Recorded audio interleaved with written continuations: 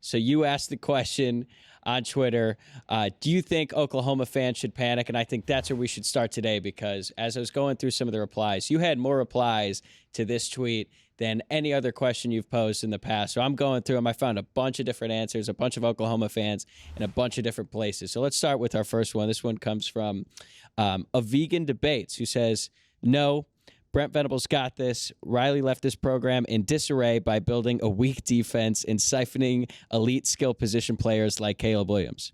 Texas scored 45 in 2020 and 48 in 2021. The difference is that Oklahoma had Caleb and others to bail them out previously. So a vegan debates is low on the panic meter, I would say.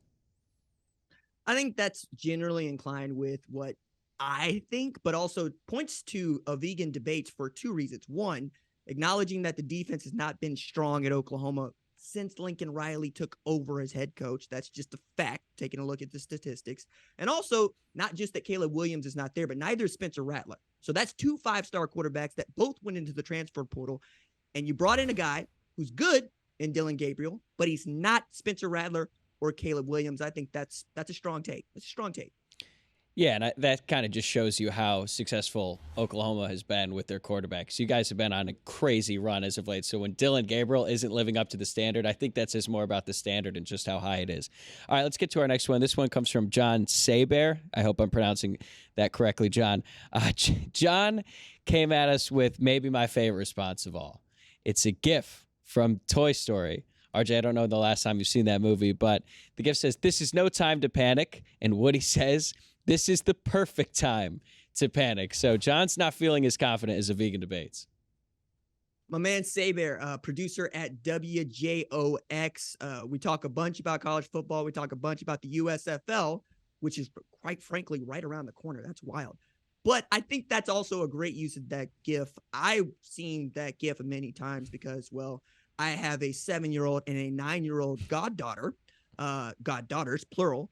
And yeah, we get down on the Toy Story. They're not so high on Lightyear, but the 4 Toy Stories, I see them all the time. Yeah, well, and I also get where he's coming from. He's used to seeing an Oklahoma team that the SEC kind of, sort of has to think about, if not worry about, right? Because it ain't like they've lost those games in the college football playoff.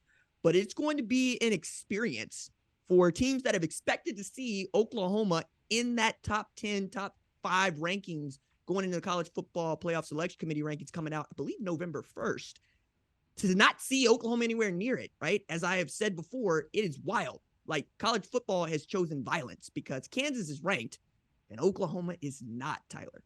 I know, and it's weird because Oklahoma has been such a staple in the top 10 over the past decade, really. So when they're not in it, yeah, I think it's not surprising that fans would be a little on edge and might react a little bit strongly or might even overreact, you could say.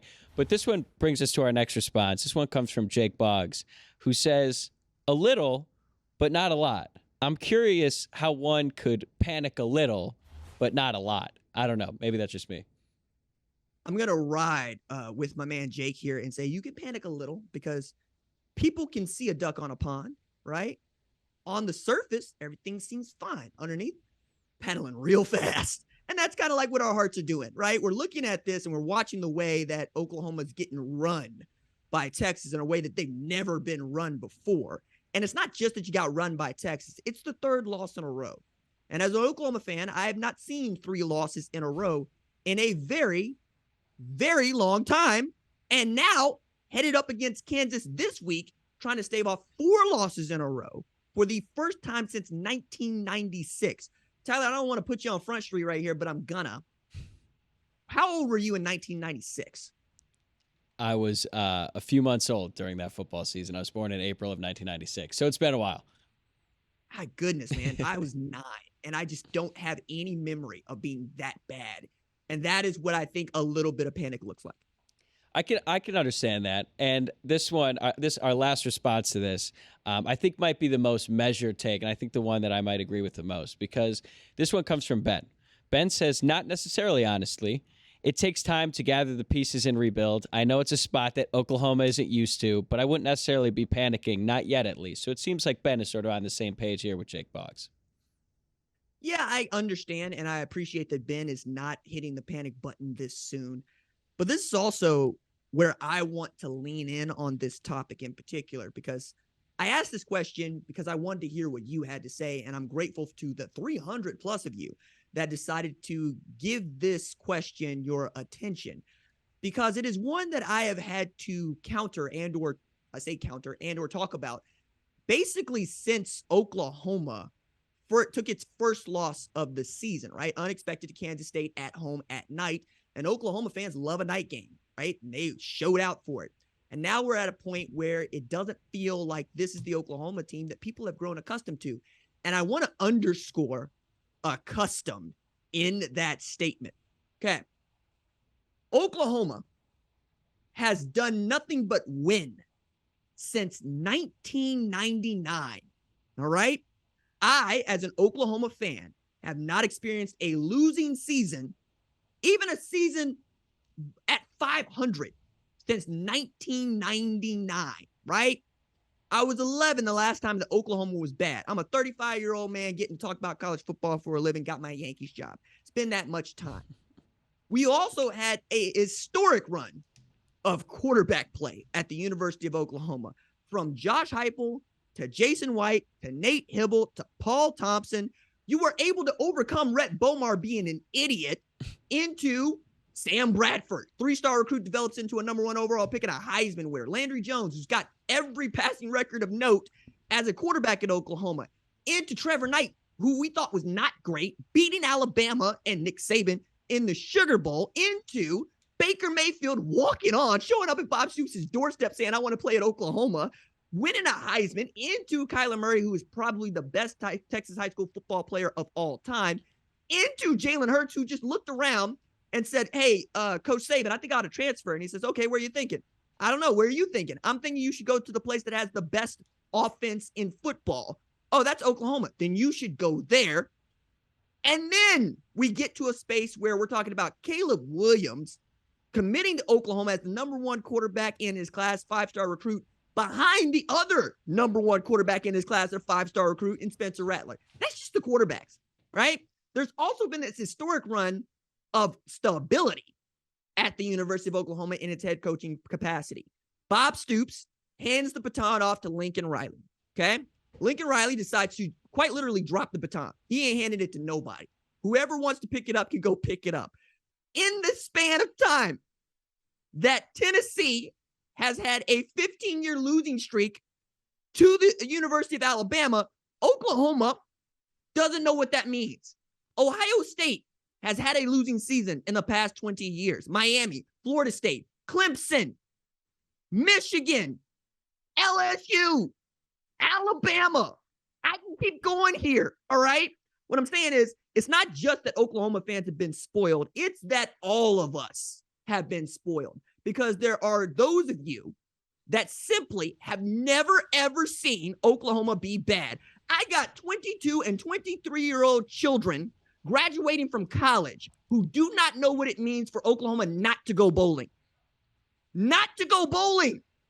I asked one of my friends, and I say one of my friends, it happens to be one of my bosses on the show, when's the last time his team, or how many losing seasons has he seen since he became a fan of his team?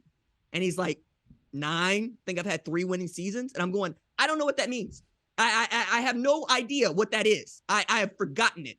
I have seen the invention of the iPhone, Twitter, Facebook, Instagram. I've seen YouTube become a global power. All right? Before I've seen Oklahoma be bad. And now at 3-3, we got folks that are absolutely slamming on the panic button, saying, hey, look, man, I think Oklahoma's going to be bad. All right, let's say you're right. Let's say that Oklahoma doesn't win another football game this year. Okay, everybody gets their time in the dunk tank. Everybody gets their opportunity to come after you. But I think this is wild. As we are getting close to, I like to believe that I got a backbone. Not I like to believe. I got 3 pro fights. I got scars on my knuckles. I laid my motorcycle down at 70 miles an hour. I walked away from it. What I'm saying here is, I'm not going to scratch my head unless it itches. And I'm not getting nervous because things aren't going my way. And I'm from the state of Oklahoma, which just means you ball up your fist, you go back to work.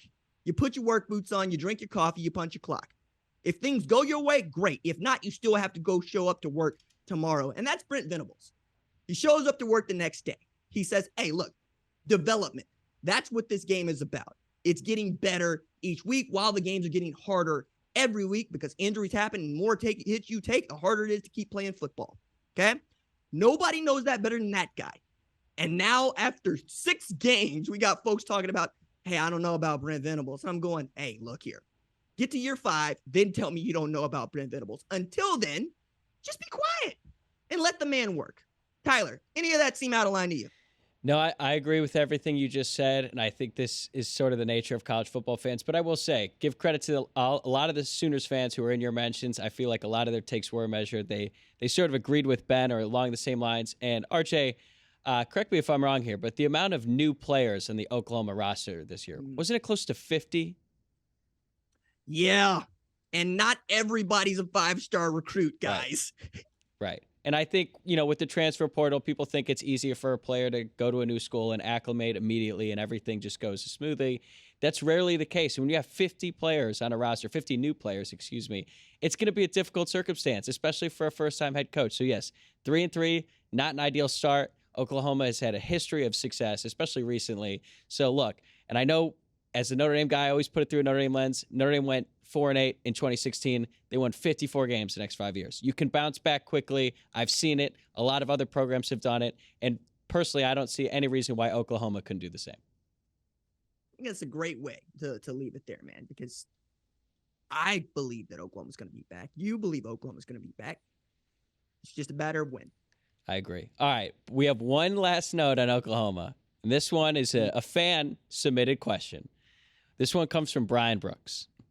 Brian asks, what's more likely, 6 L's for the Sooners by season end or USC sells out a home game?